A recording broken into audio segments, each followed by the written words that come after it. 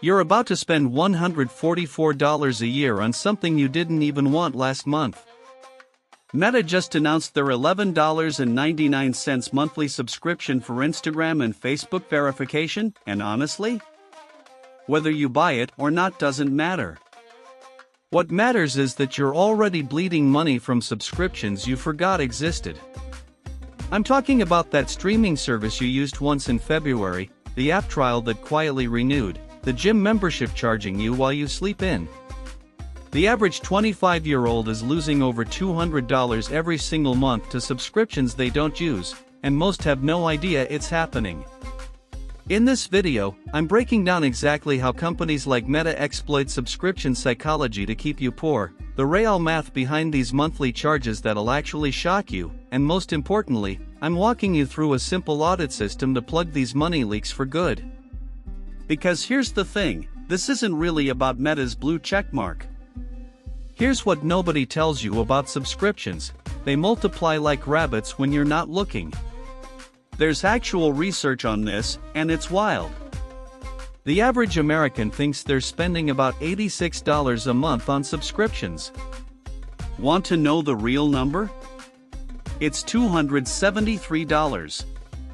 That's a $187 gap between what we think we're spending and reality. We're literally blind to almost $200 leaving our accounts every single month.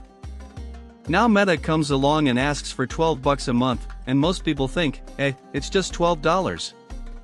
But that's exactly how they get you. Let me tell you about my friend Sarah, 26, working her first marketing job.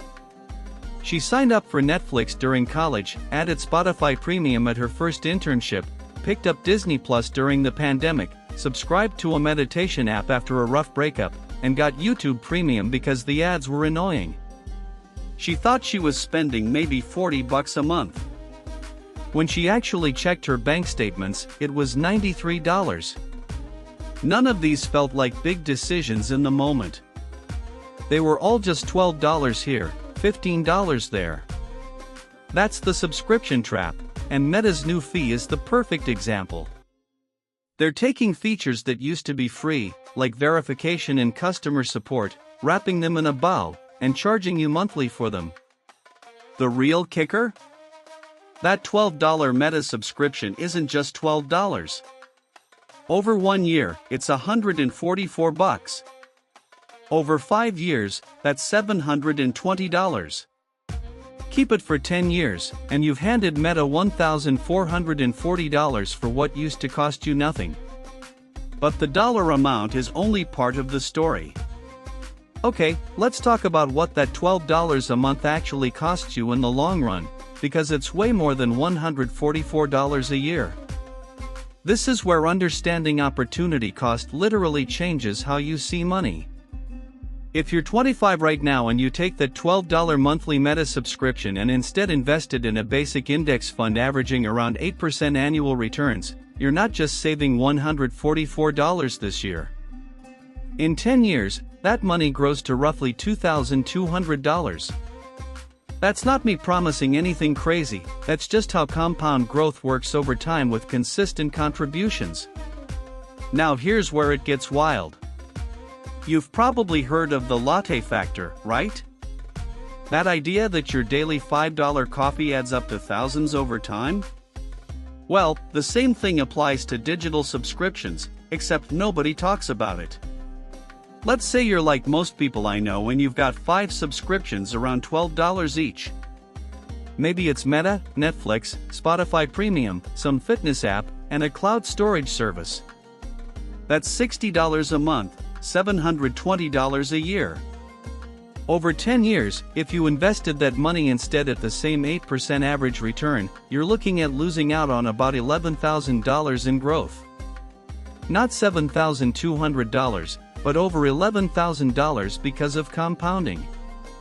I ran these numbers myself when I was 27 and honestly felt sick. I had 7 subscriptions I barely used, and I was literally giving away my future financial freedom for stuff I could mostly get for free or share with friends. The difference between being broke at 35 and having a solid emergency fund often comes down to these invisible money leaks we never bother to track. But here's the thing, you can't fix what you don't measure, which is exactly why you need to audit every single dollar leaving your account each month. Okay, so here's what I want you to do this week, and I'm serious about this because it changed my financial life when I was 23. I call it the 3-step money leak audit. Step 1. Pull up your last 3 months of bank and credit card statements right now. Not later, literally pause this video and do it. Look for anything that says subscription, membership, or has a recurring charge.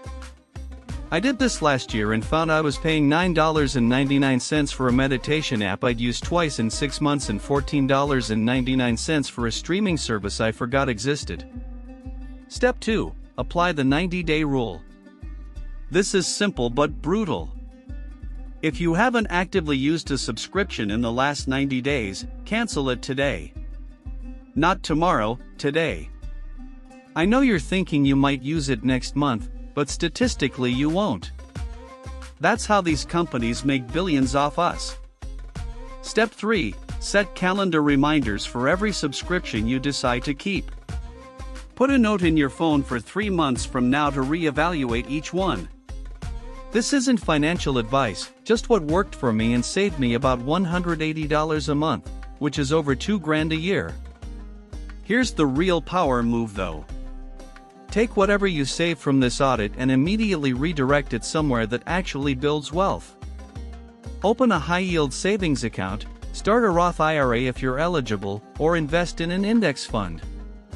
When I cut my subscriptions from $240 a month down to $60, I automated that $180 difference straight into investments. 5 years later, that decision alone is worth over $15,000. The money you're wasting on subscriptions you don't use isn't just disappearing, it's actively preventing your future wealth. So let's talk about what you should actually be doing with those savings instead. So here's what we learned today. Meta's $12 monthly subscription is banking on you not doing the math. That's $144 a year that could grow to over $2,000 in a decade.